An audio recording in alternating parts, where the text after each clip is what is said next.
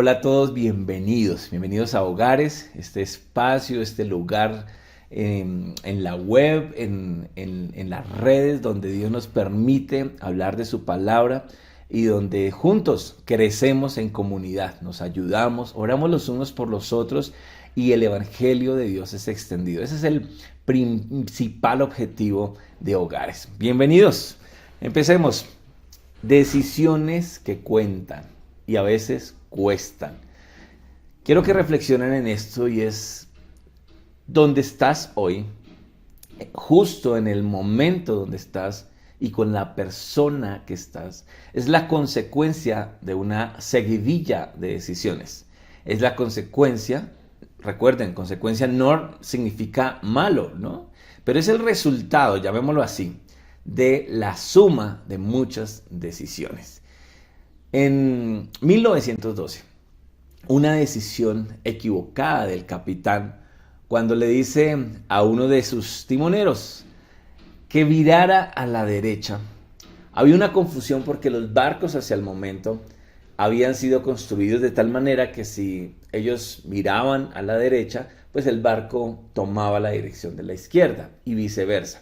El Titanic fue fabricado como los carros hoy en día los conocemos. Si damos vuelta a la derecha, va a virar a la derecha. Esa decisión, como ustedes ya la conocen, por la historia y por la película, fue fatal, dejando miles de personas heridas, entre heridos y muertos.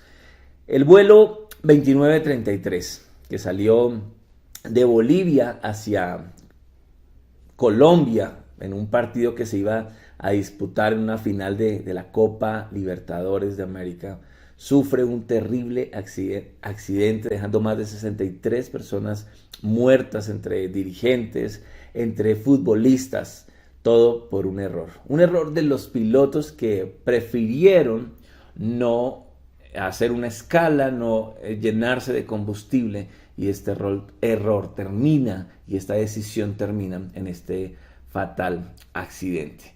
Vuelvo y les repito con lo que comencé. Hoy en día, donde estás, con quien estás y en el momento donde estás, es la consecuencia de toma de muchas decisiones.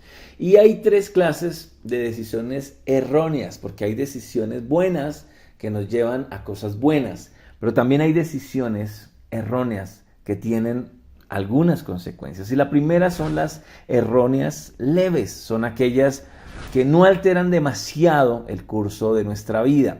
Ejemplo, comprar unos zapatos y que nos hayan quedado apretados. Sí, fue una decisión de haberlos llevado tal vez a la ligera, de no haberlos probado mejor, pero no me van a afectar más de una semana. Finalmente, de alguna manera voy a solucionarlo.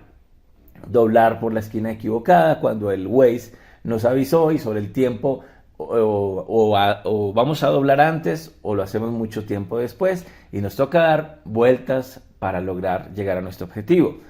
Oprimir el piso del ascensor cuando vamos el piso equivocado, entonces nos toca ir un piso más, qué sé yo, volver. Son decisiones que a la final no nos gustan, nos molestamos, pero no pasa nada, ¿sí? Un poco más de tiempo, algunas cosas que pueden mejorar. Están las decisiones erróneas moderadas. Son aquellas que dejan un impacto mayor, pero aún así son posibles de manejar.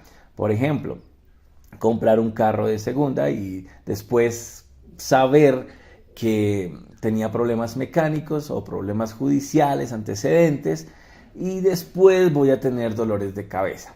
Este es un error que obviamente es mucho mayor, mucho más grande, pero aún así tampoco nos cambia la vida y nos vamos a morir por eso. Sin embargo, son errores mucho más profundos. O pasar por una calle peligrosa, saber que era peligrosa y aún así tomar la decisión de pasar por ella y finalmente ser asaltado. Gastar un dinero que no tengo para irme de vacaciones, por ejemplo, o comprarme algún electrodoméstico, algún aparato que no era una prioridad. Había destinado ese dinero para emergencias y finalmente lo terminó gastando en otra cosa. Son decisiones erróneas leves. Y están las decisiones erróneas graves. Son aquellas que nos pueden cobrar muchas cosas. Dejar en la quiebra, parapléjicos algunos, gravemente heridos, otros en divorcio y lo peor humanamente pues termina en la muerte. Por ejemplo, arrollar a alguien por tomar la decisión de pasarme el semáforo en rojo. Eso cambia la vida de cualquier persona, para el que fue la víctima como para quien causó la infracción. Invertir un dinero que no tenía, endeudándome en un negocio que no conocía, que alguien me dice que invierta en las famosas pirámides, y comprometer mucho dinero de tal manera que quede en la quiebra, endeudado, como me pasó a mí. Lamentablemente, decisiones que cambian y nos cambian la vida en dos. Casarme con la persona incorrecta o en el tiempo incorrecto. Esta es una decisión que nos marca. Hoy en día está muy de moda el divorcio. La solución es el divorcio. Lo que no saben esas personas que toman la decisión, que no los juzgo ni los culpo, es que igual la vida de ellos cambia para siempre. No va a ser la misma. Ese es el problema, porque pues la solución se dice, ¿no? El divorcio, no nos entendimos. Pero una persona que generalmente una y otra vez lo hace, termina frustrada. Y finalmente, por ejemplo, alar del gatillo en medio de una crisis de ira fuera de control, y tener un arma y no saber controlar mi ira. Alar el gatillo puede ser la peor decisión. Decisiones que finalmente nos llevan al lugar donde estamos. Mi decisión de querer crecer rápidamente financieramente hace 10 años me llevó a una serie de toma de decisiones pequeñas. Eran leves, yo no las veía como gran cosa, eran leves. Empezaron como por decir mentiras, por ejemplo. Voy a inventar esto para lograr captar la atención, para lograr que la gente me mire, me popularice, qué sé yo, que haya credibilidad en mí. Comienza con pequeñas cosas que van cada vez agrandándose, van dando como fruto corrupción, envidia, egoísmo, diferentes cosas que nacen, como dijo Jesús, en el corazón de cada persona. Y la palabra nos menciona muchos ejemplos de muchas personas que tomaron una seguidilla de decisiones que finalmente terminaron muy mal. Por ejemplo, David. David dice la palabra que una vez estaba en la azotea en el tiempo que los reyes salen a la guerra, y allí en la azotea se levanta y mira a una mujer duchándose desnuda. Y el primer error que cometió David fue no ir a la guerra. De hecho, dice la palabra, en el tiempo que los reyes iban a la guerra. La pregunta es, ¿qué pasó?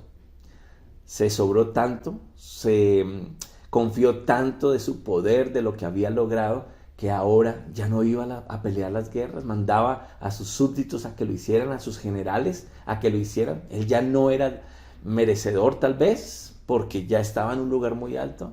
Primer error, no ir a la guerra. Segundo error, ¿qué hacía un rey en la azotea a esa hora del día levantándose? O sea, la pereza, la ociosidad había invadido su vida. Tercer error, mirar donde no debía. Pero una miradita, son 5 segundos. ¿Qué de malo tiene la pornografía? Empezar a mirar a una mujer que me atrajo por un segundo y la repaso otra vez.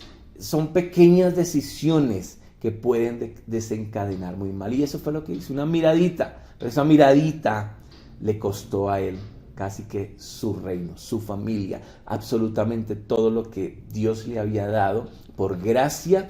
Ahora estaba sufriendo las consecuencias. Y si ustedes leen toda la historia, se dan cuenta que sus hijos terminan violados, muertos, hay vergüenza en el palacio, todas las cosas que suceden a partir de ahí, todo por pequeños errores que aparentemente parecían inocentes. Pero hoy quiero hablar y quiero ahondar en alguien llamado Sansón. Yo sé que ustedes conocen la historia.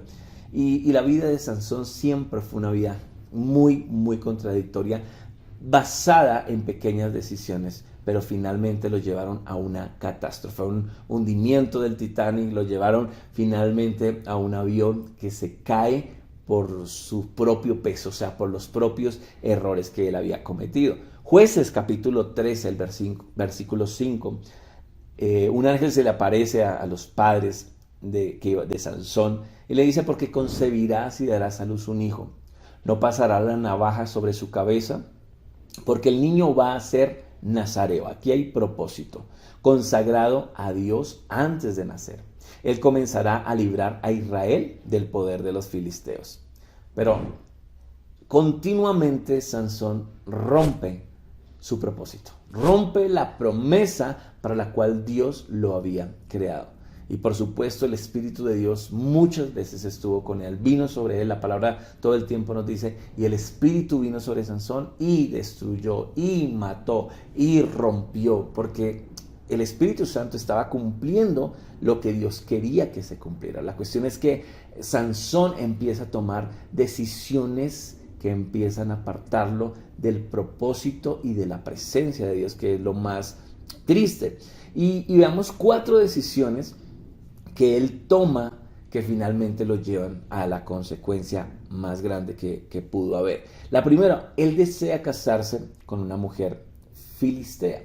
A pesar de que él sabía que no podía hacerlo, que sus padres no estaban de acuerdo con ello, logra convencerlos. Tenía un poder de convencimiento el hombre muy grande, y logra convencer a sus padres. Así que se van los 3 a conseguir novia. En ese tiempo era así, ¿no? Funcionaba de esa manera. Y se van los 3 a ver dónde conseguían una novia. Y él no escogió del pueblo de Dios, lo cual Dios les había dicho: no se casen, no se unan con mujeres extranjeras, porque finalmente los van a apartar de los caminos de Dios, del Dios verdadero. Así que llegaron a las villas de Timnat, iba con sus papás, y de repente se aparece un león. Y como tenía mucha fuerza, la fuerza que Dios le daba, cogió con sus manos y destruyó al león en cuestión de 2 segundos. Jueces capítulo 14, verso 5. Así que Sansón descendió a Timnat junto con sus padres, y de repente, al llegar a los viñedos de Timnat, un rugiente cachorro de león le salió al encuentro. Así que cuando Sansón regresa, después de haber ido a conseguir novia, regresa y ve el león muerto y se acuerda: ay, ¿verdad? Yo maté a ese león. Pero, curiosamente, había un panal de miel dentro del león. La descomposición, qué sé yo, llegaron las abejas y empezaron a fabricar miel dentro del león. Así que él dice la palabra que él coge con su mano y come de esa miel. Por supuesto, comete su segundo error. Miren la clase de errores. Primero, no o buscar una mujer que no era de su pueblo. Segundo, violar la ley de que no podía contaminarse con un animal muerto. El nazareo tenía unas reglas muy claras de no contaminarse, y una de ellas era con un cadáver. Eso está en Números 6:6. Todo el tiempo que se aparte para el Señor, hablando del nazareo, no se acercará a persona muerta. Y Sansón sabía que había violado la ley. De hecho, él le da a probar a sus padres de la miel, pero no se los dice. Él guarda el secreto. Y él sabía por qué no les había contado, ¿no? Eso está en Jueces 14:9. Tercer error de Sansón: el banquete o la fiesta que se celebra en Jueces capítulo 14, el verso 10, literalmente era un banquete de borrachos. Los filisteos se reunían y eran fiestas desenfrenadas, paganas, con adoración a ídolos, pero se veían envueltos en medio del vino hasta caer literalmente borrachos. No sabemos si Sansón se emborrachó o no, la Biblia no lo dice, pero lo que sí era claro está en Números 6, 1 al 21, donde un nazareo se abstendría de vino y de sidra. No podía beber vinagre ni vino. No bebería el licor de las uvas, tampoco comería uvas frescas ni secas, nada que tuviera que ver con esto. Él no podía prácticamente acercarse al vino o a las uvas. Imagínense lo duro, lo drástico que era la formación de un nazareo. Así que él no solamente viene a esta fiesta, sino que empieza a compartir con los filisteos, tanto que les pone una prueba. Finalmente, la novia de Sansón les dice a los aliados cuál es la respuesta de esa prueba, y Sansón termina matando 30 hombres, cometiendo un asesinato sin razón de ser. Cuarto error. Y aunque Sansón sabía que su fuerza dependía de que el cabello era largo, él desconocía que detrás del cabello largo estaba el Espíritu Santo de Dios. La cuestión era que un nazareo no podía pasar navaja sobre su cabeza. Y eso fue algo que Dios le dijo a su padre Manoah. Le dijo, no pasarás navaja en el cabello de Sansón. Ahora, todos sabemos que una vez Sansón comete el error de contar y revelar su secreto. Él creyó que la fuente de su fuerza radicaba en el cabello. Pero el error que realmente comete acá Sansón es que una decisión tras otra lo fue alejando de la presencia de Dios. De hecho, miren lo que dice en el versículo 20 del capítulo 16 de Jueces. Luego que despertó él de su sueño, se dijo, esta vez saldré como las otras y me escaparé. Pero él no sabía que el Señor ya se había apartado de él. Vuelvo y repito. Esto no es una película de Marvel, donde la fuerza radicaba en su cabello, donde si la kriptonita llegaba, entonces perdía su poder. Este último error es donde Dios dice, Sansón, no puedo estar más contigo. Es que no ha sido uno, dos, ya llevas muchos errores. Estoy hablando solo de 4, hay muchos más, pero 4 que resaltan su caída, su decaimiento y lo llevan al lugar donde ya les voy a decir dónde termina Sansón. Así que en el momento que él decide, porque llegan los enemigos de Sansón y la novia Dalila le dice, Sansón, los filisteos contra ti. Y él ya se había escapado en 3 ocasiones anteriores. Pero esta vez, Sansón creyó que el Espíritu de Dios estaba con él. Y cuando fue a romper las cadenas, ya no pudo hacerlo. Dios se había apartado con él. El verdadero poder que venía a Sansón provenía del Espíritu Santo. Esta última revelación de lo que no podía ser y la infracción sobre él de cortar su cabello es lo que finalmente aparta al Espíritu de Dios. Y viene una consecuencia terrible para Sansón. Lo encadenan, le sacan los ojos, no puede ver. Un privilegio tan grande como ver, le sacan los ojos y empiezan a burlarse de Sansón. Organizan una fiesta y había tanta gente en este lugar de adoración a otros ídolos que le estaban dando gracias a esos dioses paganos por haber capturado a uno de los que les había hecho la vida imposible. Pues este había matado a 1000 hombres con la quijada de un burro, había destruido campos, viñedos, les había hecho la vida imposible. Y de hecho Dios usa a Sansón, a pesar de su desobediencia, para acabar con el enemigo del pueblo de Israel, para darle muchos mazazos donde más les dolía. Pero hasta este punto, ya Dios no podía seguir actuando sobre alguien que pecaba, desobedecía y tomaba decisiones a la ligera todo el tiempo y sobre todo decisiones erróneas. Así que allí en la fiesta lo amarran y él pide a uno de los que lo estaba custodiando, le dice, por favor, acérqueme a una de las columnas del templo, del lugar donde estamos. Y Sansón hace una oración. Y yo quiero que miremos esta oración, la cual cuando la leí, y la he leído muchas veces, yo dije, no puedo creer que aún estando en medio del dolor, hay muchos que no se dan cuenta que si están ahí fue por una toma errónea de decisiones. Eso está en Jueces 16, 28.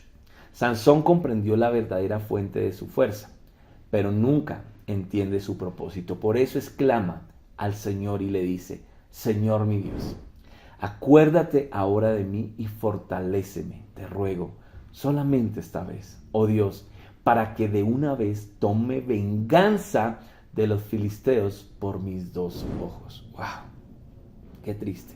Miren, ¿saben que lo que más me da tristeza a veces cuando veo personas en circunstancias difíciles es saber que esa persona está ahí porque Él mismo tomó decisiones.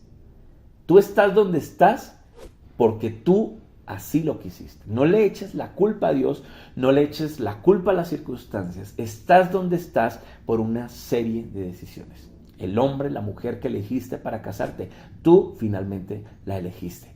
Las cosas que elegiste para comprar, tú las elegiste. No culpes ahora a Dios de lo que te está pasando. Me pasó a mí. Traté de por un momento culpar a Dios y decir, Dios, ¿dónde estabas? ¿Por qué no permitiste que parara con todo esto? Y cuando Dios me lleva a estos errores de Sansón, me di cuenta que todo el tiempo Dios me siguió usando, incluso porque Él tenía un propósito conmigo. Pero hay un momento donde Dios dice, no puedo seguir mi presencia contigo, apoyándote cuando sé que vas a terminar muy mal. Por amor a ti, prefiero que tengas una zancadilla, prefiero que tengas un tropiezo para lograr rescatar tu vida, tu alma, y que logres el propósito. Y esta es una oportunidad que Sansón tenía, pero no para vengarse. Sansón, su dolor era que le habían sacado los ojos. Él no pensó en que le había fallado a Dios.